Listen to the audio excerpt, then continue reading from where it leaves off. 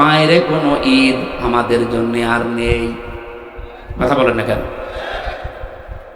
ওরা কোরআন শরীফের আয়াত পড়ে দলিল দিতে চায় ভাবে قد جاءكم من الله نور وكتاب مبين। সূরা মায়েদার 15 নম্বর আয়াতের শেষের দিকে এটা আছে, অবশ্যই আল্লাহর পক্ষ থেকে তোমাদের কাছে এসেছে স্পষ্ট কিতাব, নূর। এখানে ওরা বলতে চায় কিতাব মানে কোরআন শরীফ আর নূর মানে মুহাম্মদুর রাসূলুল্লাহ না। আপনি তাফসীর গুলো খোলেন, যারা পড়তে পারে জিজ্ঞাসা করেন। আল্লাহ পাক এখানে নূর এবং কিতাব এ দুইটাই এক জিনিস। কারণ কোরআনের 55টা নাম আমি পেয়েছি, তার অন্যতম নাম 5টা, এর ভেতর একটা নাম হচ্ছে আন-নূর। কোরআন নাম কি? এখানে মাঝখানে যেহেতু ওয়া আছে, আল্লাহ পাক এখানে নূর এবং কিতাব দুইটা জিনিসই আসলে এক।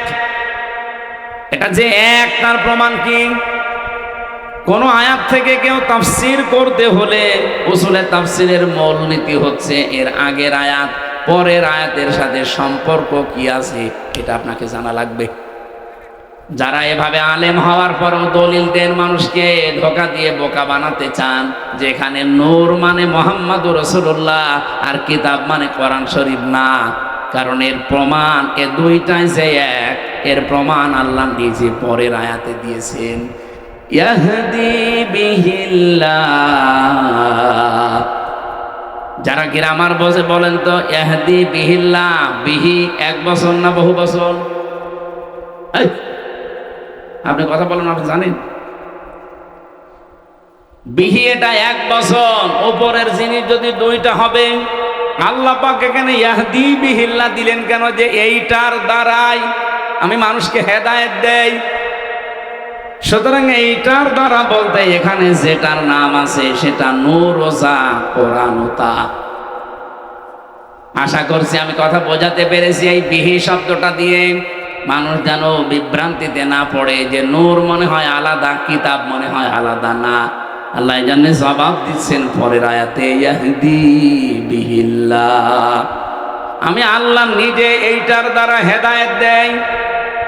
মানে তাবা রিদওয়ানাহু, যে ব্যক্তি অনুসরণ করে চলবে এই কিতাবকে, এই নূরকে, আল্লাহ রাব্বুল আলামিন বলেন আমি নিজে তার উপরে রাজি এবং খুশি হয়ে যাব।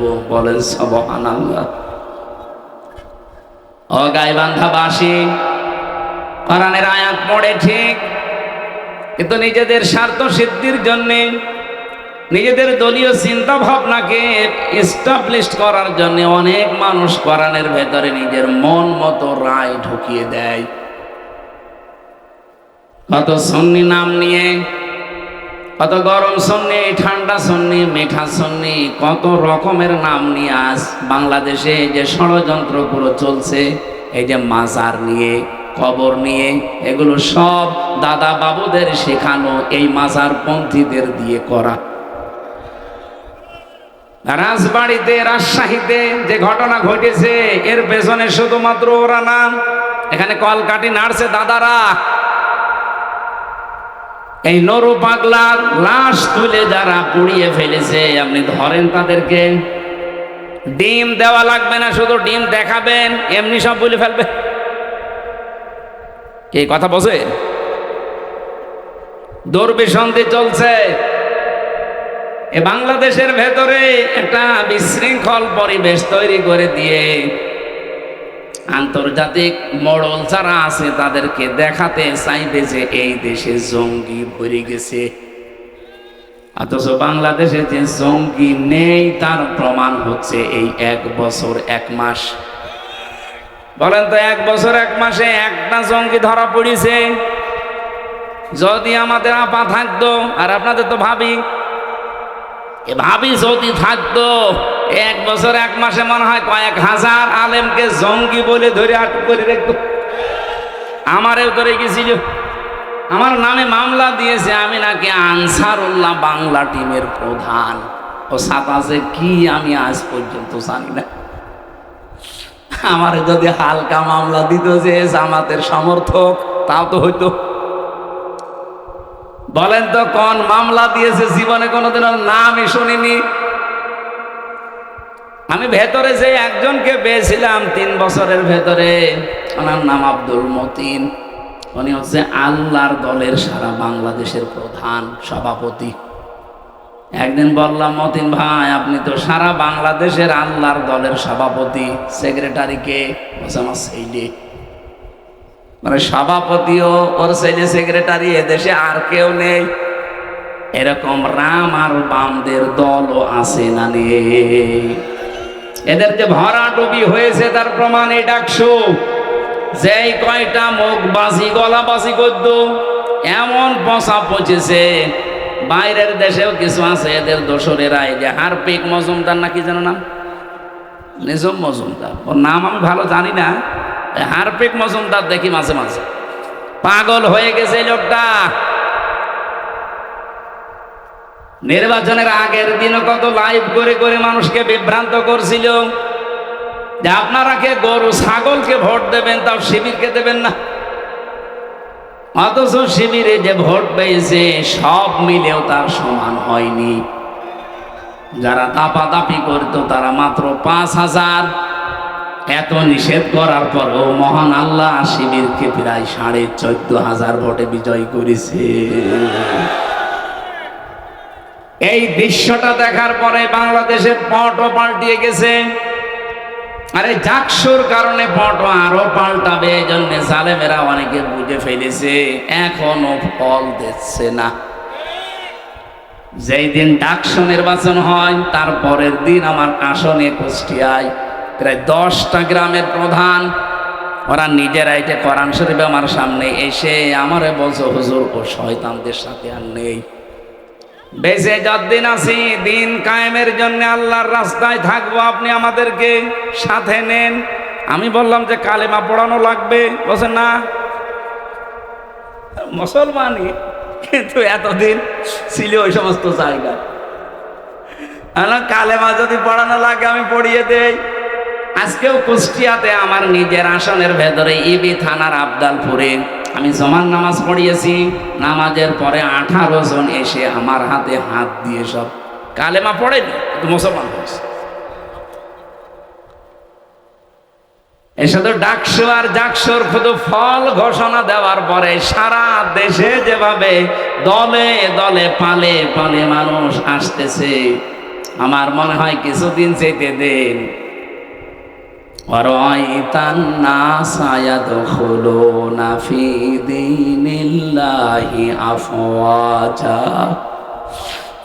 আপনি দেখবেন দলে দলে পালে পালে মানুষ ইসলামে প্রবেশ করছে। সেই দৃশ্য এখন বাংলাদেশে দেখা যাচ্ছে। আল্লামা দেলাওয়ার হুসাইন সাইদি শহীদ রহমতুল্লাহ আলাইহি, তার সন্তান জনাব মাসুদ সাইদি ভাইয়ের হাতে আজকে 50 জন এসে যোগ দিয়েছে, মুসলমান হয়েছে। কারণ ওই এলাকায় হিন্দু বেশি। আমার তো মনে হচ্ছে 1500 বছর আগে নাজিল হওয়া কোরআনের সূরা এই নসরের আয়াতটা বাংলাদেশের জন্য এখন খাপের খাপ মমতাজের বাপ মিলে যাচ্ছে। এই কথা বলেন না কেন? এই জন্য ঝড় যখন উঠেছে এই দেশে এখন দল সে নামে আসুক না কেন, দুইটা, হয় আল্লাহর দল নয় শয়তানের দল। আমি ওপেন ঘোষণা দিয়েছি আমার কুষ্টিয়ায় যে বাংলাদেশে এখন দল 14টা থাক আর 28টা থাক আর 73টা থাক, দল এখন দুইটা, হয় আল্লাহর দল নয় শয়তানের দল। এই জমিনে যারা আল্লাহর দ্বীন কায়েম করতে চায়, আল্লাহর বিধান প্রতিষ্ঠা করতে চায়, তারা সব এক দল। এবং আল্লাহর আইনের বাইরে যারা মানুষের তৈরি করা বিধান কায়েম করতে চায়, এরা এক কথায় শয়তানের দল। এখন আপনার সিদ্ধান্ত, আপনার কাছে কোনটায় যাবেন। আল্লাহর দলে থাকলে বিজয়ী হলেও আপনার লাভ, যদি হেরে যান তাও লাভ। আর শয়তানের দলে থাকলে হয়তো টাটকা কিছু সুখ পেতে পারেন, আজীবন আপনাকে জাহান্নামের আগুনে থাকা লাগবে। অনেক আলেম পর্যন্ত আমি এখন দেখতে পাচ্ছি, এটা গায়বান্ধা আছে কিনা আমি জানি না, অনেক জেলাতে দেখি অনেক আলেমের ভেতরে এখনো দোদুল্যমান অবস্থা, যে যদি অ্যাক্টিভ ভাবে ইসলামের পক্ষে আমি লেগে পড়ি, আর যদি পাশ না করে তখন আমার ইমামতি থাকবে। তো আপনি ইমামতি নিয়ে আসেন। আর আপনার এরকম মনে হয় কেন যে এবার ইসলাম যাবে না? আপনি 100% বিশ্বাস করতে পারেন বাংলার সংসদে এবার ইসলাম যাবে।